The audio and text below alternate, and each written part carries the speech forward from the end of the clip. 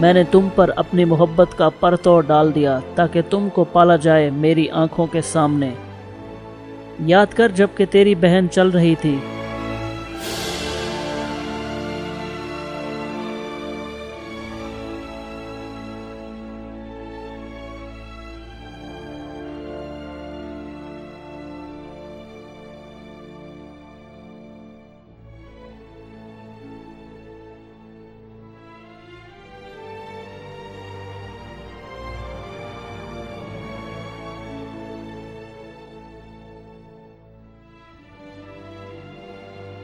फिर जाकर कहती है, मैं तुम्हें उसका पता दूं जो उस बच्चे की परवरिश अच्छी तरह करे।